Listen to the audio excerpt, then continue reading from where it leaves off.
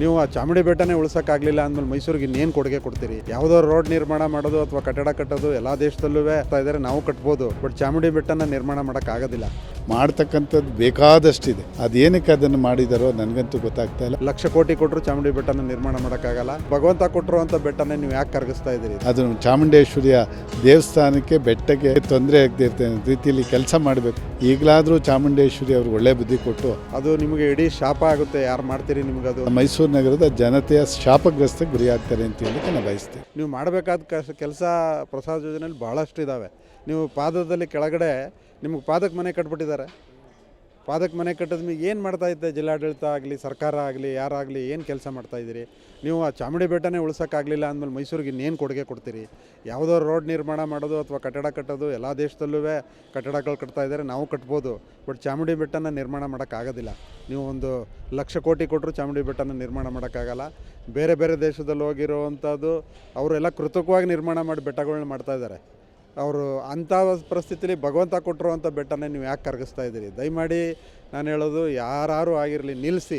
ಅದು ನಿಮಗೆ ಇಡೀ ಶಾಪ ಆಗುತ್ತೆ. ಯಾರು ಮಾಡ್ತೀರಿ ನಿಮ್ಗೆ ಅದು ಅಂತ ನನ್ನ ಅಭಿಪ್ರಾಯ ಸರ್. ಇದು ಮೈಸೂರು ನಗರ ಮತ್ತು ಜಿಲ್ಲೆಗೆ ಚಾಮುಂಡೇಶ್ವರಿಯನ್ನು ಅಧಿದೇವತೆ ಅಂತೇಳಿ ಶ್ರದ್ಧಾಭಕ್ತಿಯ ಕೇಂದ್ರವಾಗಿ ಪೂಜೆ ಮಾಡ್ತಾಯಿದ್ದಾರೆ. ನಮ್ಮ ಇಂದಿನ ಎಲ್ಲ ನಮ್ಮ ಹಿರಿಯರು, ನಾವು ಚಿಕ್ಕದ್ರಿಂದ ಯಾವುದೇ ಮೂಲೆಯಲ್ಲಿ ನೋಡಲಿ ನಮ್ಮ ರೈತರು ಅಲ್ಲಿ ನಿಂತ ಜಾಗದಲ್ಲೇ ಅದು ದೇವಸ್ಥಾನಕ್ಕೆ ಕೈ ಮುಗಿತಿದ್ದು ನೋಡ್ತಾಯಿದ್ವಿ. ಅದೊಂದು ಭಕ್ತಿ ಅವ್ರಿಗೆ.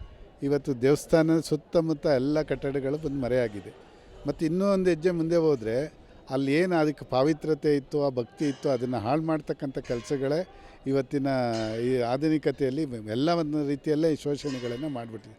ಇನ್ನೂ ಮುಂದೆ ಹೆಜ್ಜೆ ಹೋಗಿ ಕೇಂದ್ರ ಸರ್ಕಾರದ ಈ ಅನುದಾನದಲ್ಲಿ ಯಾರು ಹೇಳಿದ್ರು ಏನು ಕತೆ ಮಾಡ್ತಕ್ಕಂಥದ್ದು ಬೇಕಾದಷ್ಟಿದೆ. ಮೈಸೂರಿನ ಪಾರಂಪರಿಕ ನಗರ, ಪಾರಂಪರಿಕ ಕಟ್ಟಡಗಳು ಉಳಿಸ್ತಕ್ಕಂಥದ್ದು, ಬೆಳೆಸ್ತಕ್ಕಂಥದ್ದು, ಚಾಮುಂಡಿ ದೇವತೆಗೆ ಬರ್ತಕ್ಕಂಥ ಕೆಳಗಡೆ ಸಾಕಷ್ಟು ಜಾಗ ಇತ್ತು.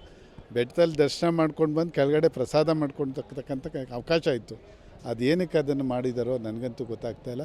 ಈಗಲಾದರೂ ಚಾಮುಂಡೇಶ್ವರಿ ಅವ್ರಿಗೆ ಒಳ್ಳೆ ಬುದ್ಧಿ ಕೊಟ್ಟು ಆಗಿರ್ತಕ್ಕಂಥ ಕೆಲಸಗಳನ್ನು ಪರಿಸರವಾಗಿ ಅದನ್ನು ಮುಕ್ತಾಯಗೊಳಿಸಿ, ಅದನ್ನು ಚಾಮುಂಡೇಶ್ವರಿಯ ದೇವಸ್ಥಾನಕ್ಕೆ ಬೆಟ್ಟಕ್ಕೆ ಭದ್ರತೆಗೆ ತೊಂದರೆ ಆಗದೆ ಇರ್ತದೆ ರೀತಿಯಲ್ಲಿ ಕೆಲಸ ಮಾಡಬೇಕು. ಸರ್ಕಾರಗಳು ಎಚ್ಚೆತ್ಕೊಳ್ಬೇಕು.